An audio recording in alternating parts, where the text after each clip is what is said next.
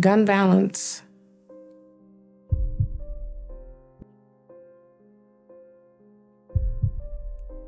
it took something from me that I never can get back. It has affected me in every way that I didn't even know was possible. It has affected my family, my friends, my daughter's friends. Gun violence destroys a community. It's not just one person, they take one person, but they hurt a lot of people along the way. It was July the 21st of 2021. A regular day. So I thought, I took her to work. She worked at McDonald's. She worked from 11 to 7. Picked her up from work at 7. We went home. We were in the house and she came downstairs and she said, "Can we walk over to my sister's house?" Which at the time was 3 blocks from our house. I sat on the porch and her and my 2 daughters, they walked down the sidewalk and I told her, I said, "Nyla," I said, "get Kennedy's hand." And she said, "Okay, Mama." And I said, "You have to be back, before it gets dark." Because it was still broad daylight. By the time that they got to the corner, my friend pulled up and we sat on the porch and maybe 20 minutes, maybe 20 minutes passed. And I heard gunfire. I heard a lot of gunfire.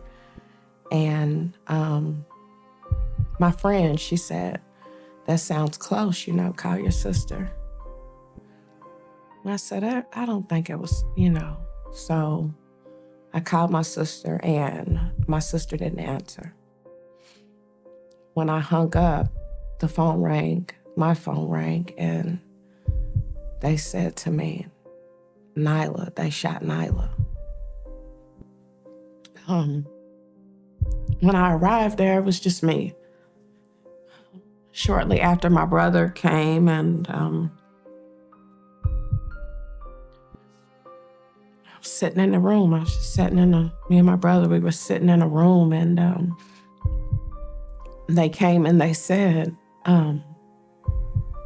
"The doctors, they want to speak with you."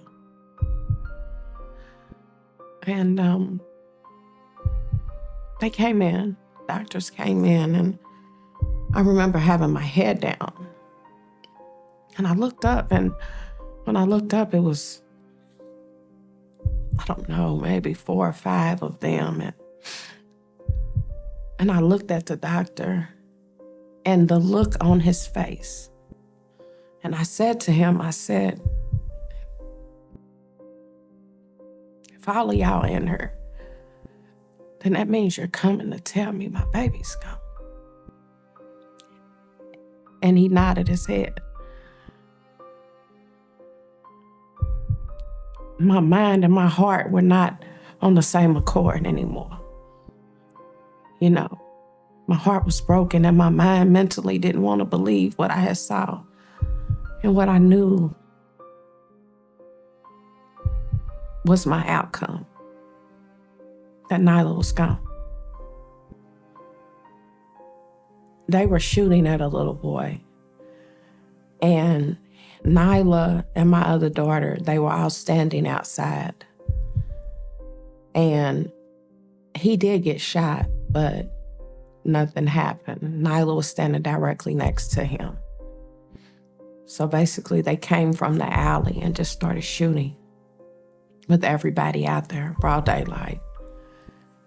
trying to shoot this little boy. Well, basically killed the little boy, but they killed my daughter. The detective that was originally on the case retired and never reassigned my case. There were 2 suspects. One of them is deceased now. The other one,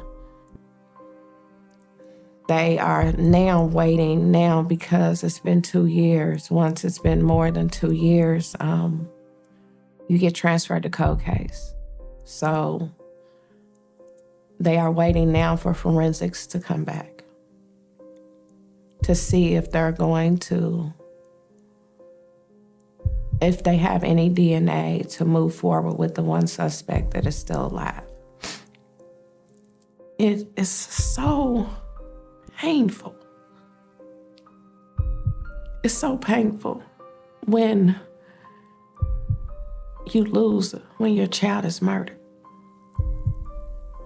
You know, nothing prepares you for that day. Nothing prepares you for all the days after that day. As a mother, you know, my girls are everything to me. And some days are better than other days, but it's on your mind every day.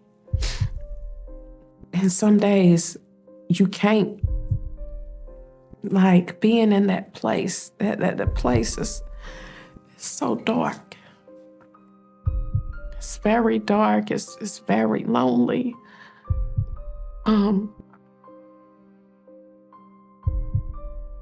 Some people can't make it out of that place. I've had mothers that I knew that literally passed away after they lost their children from heart attacks. It makes you feel suicidal at times. I'm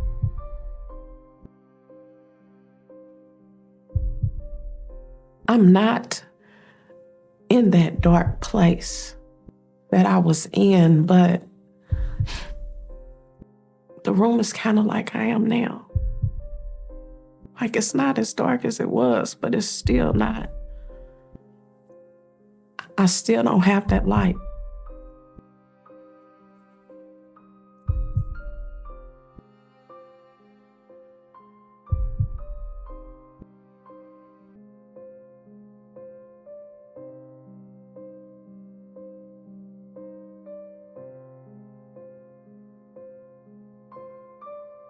My name is Barbara Toogood. Losing my child, like, it took something out of me that I will never get back. It was like a piece of my heart was just snatched and just grabbed and squeezed and, you know, apart, like took apart from my heart.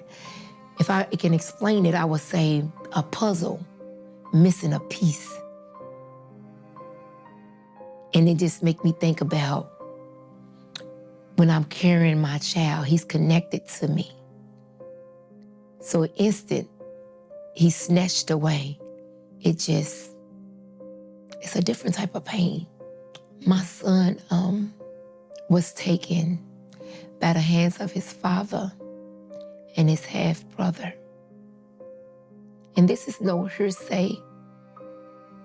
This is what I saw. His father had a camera in his house that showed me the beginning to the end of him preparing, getting ready to do what he done, killed my baby. Shot him down cold-blooded. His biological father, the one that's supposed to protect, I don't know what would cause them to want to hurt my son, because I wouldn't even believe in my heart or even think that they would kill. He would even kill his brother. He would even kill his son. I wouldn't even It wouldn't even come across my mind. You know, should nothing in the world make you do something like that? To even want that thought to come in your mind. So I don't really know what type of, how can I explain it? I don't know what would make him do that or make them do that. But all I can say is there's a day that's called judgment. And do I forgive? Of course I do, because the Lord said I have to. But I pray that he repent. I pray that the son repent, so they won't burn in the pits of hell.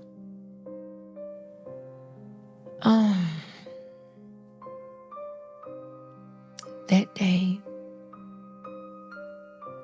my son called me around 7:45 that morning. He said, Mom, he still ain't gave me my car. Would you please get my car from him? I said, you know what? The Lord is going to work it out. Just, I'm going to call him and try to get your car back.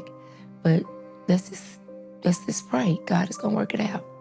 He said, Mom, I want my car. And I said, I understand you want your car, but let God handle it. Let me try to call his mother again. We talked.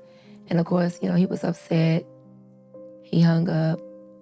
And that was it. And I began to pray. So that day, I was on Dixie Highway, and my phone rang, and it was my baby boy. Mama, Corey said his daddy just shot him. I said, what? I said, where is he at? He said he's over his daddy's. And my heart dropped. It was like sitting heavy in my lap. And I said, oh my God, let me come get him help. So I hung up, called 911. And when I tell you, it seemed like it took them forever to answer. Of course, it seemed like forever for me because it was my baby, And when they answered, I told them that my baby needed help. He just got shot. Please go over there. And I was telling them where it was at. And then I was flying, trying to get there. So as I'm coming, the police is coming too. I turn, they turning. And I pull up to the scene. I get out of the car, running. It's like in slow motion, like a movie. And there they were. Pump, trying to bring my baby back. And I'm running, screaming, fight, Corey. Because I felt like if he heard me saying fight, he would have tried to pull through. But cops came from nowhere grabbing me.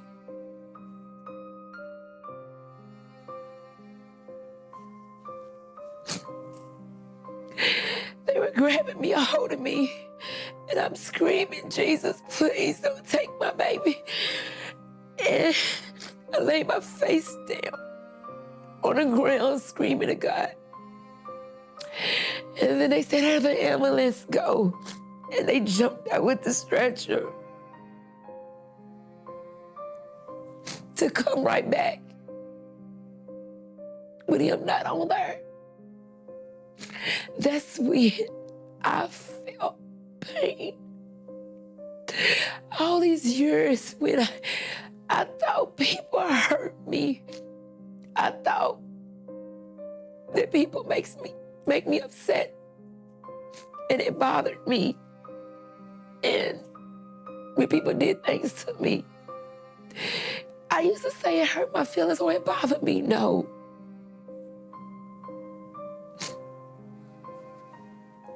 Pain is when that stretcher came back and my baby wasn't on there. That's when I felt pain.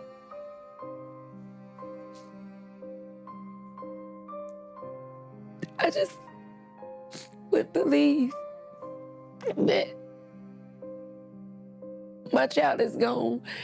When you're the oldest kid, you must help your siblings. You're supposed to be there when mama gets sick. You're supposed to be the one that go with your mama, be there for your mama. But yet, my baby is gone. I have my days like now talking about it. But overall, I think I'm dealing with it. You would never, ever, ever stop grieving. You would never stop grieving. Never. You will find ways to deal with it.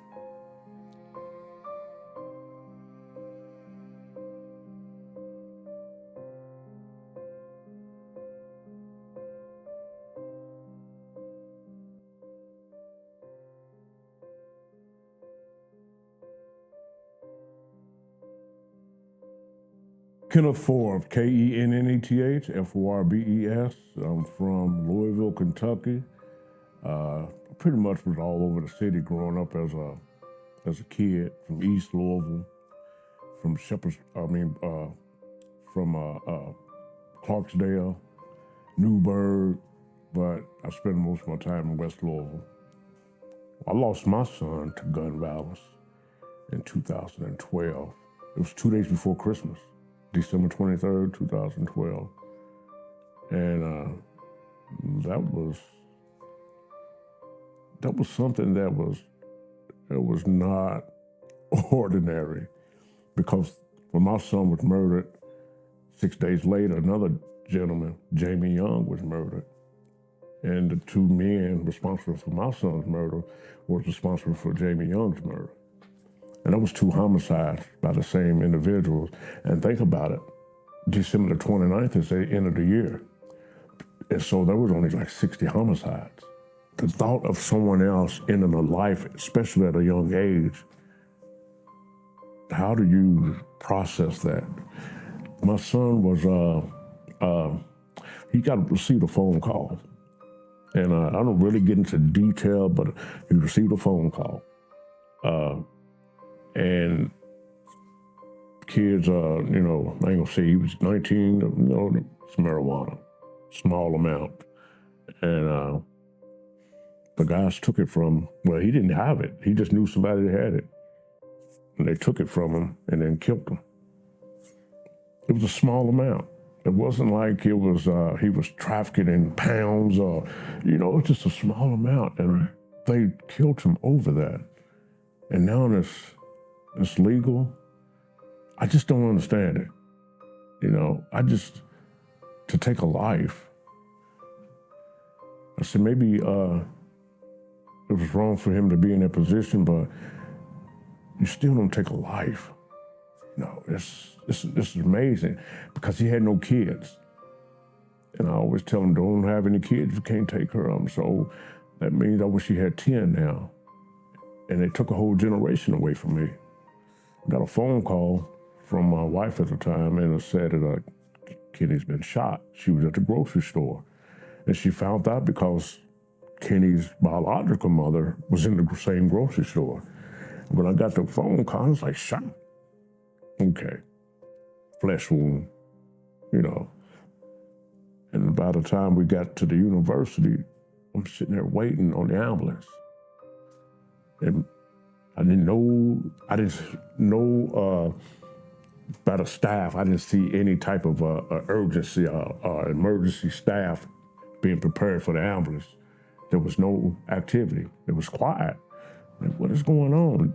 Then someone received another phone call saying that, hey, they're not gonna break. I'm like, what do you mean? Not gonna bring him?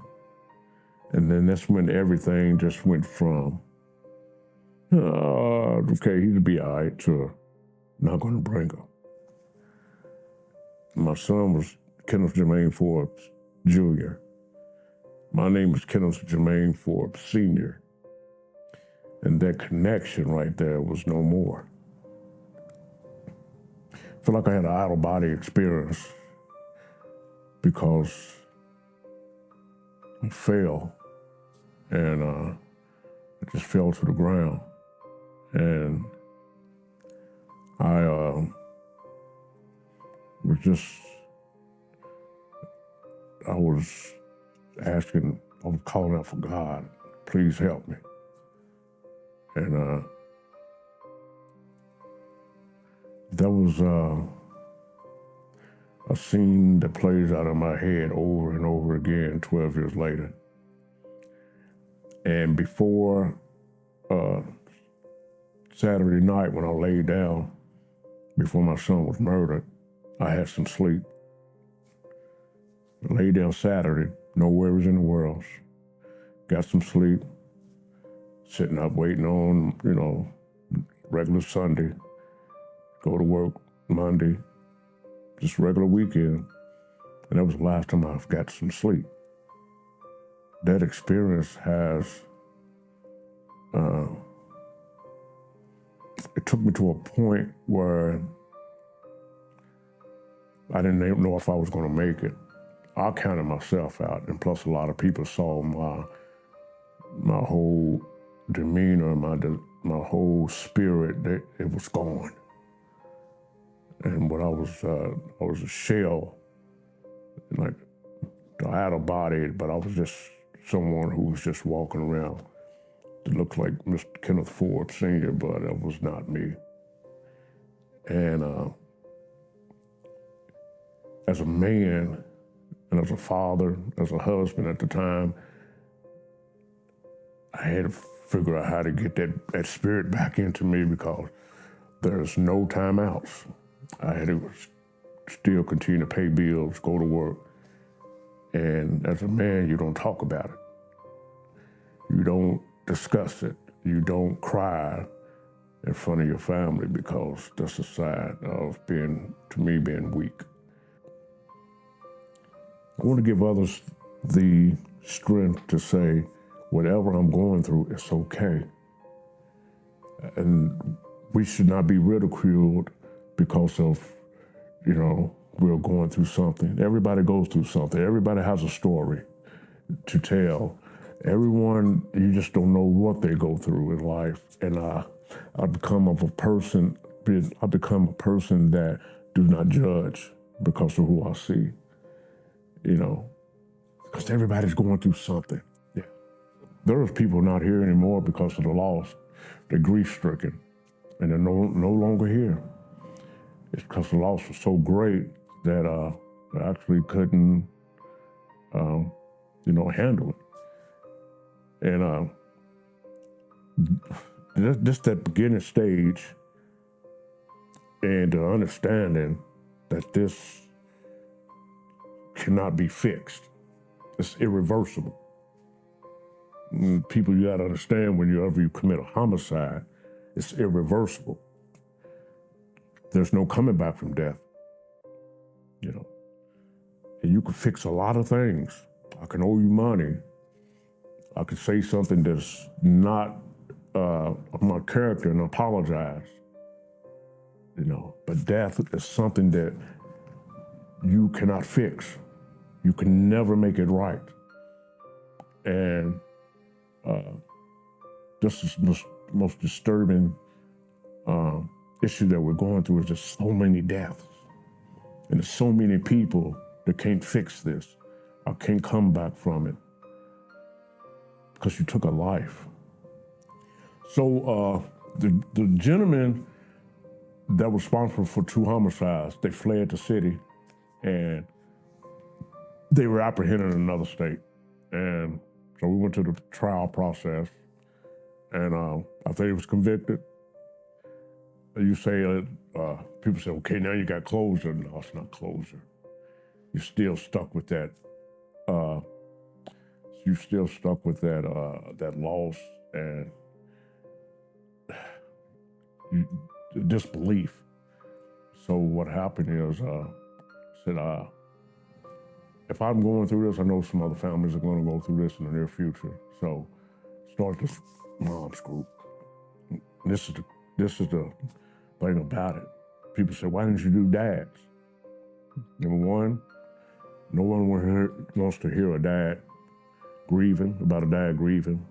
No one wants to hear a dad talking about depression, about anxiety, about loss. No one.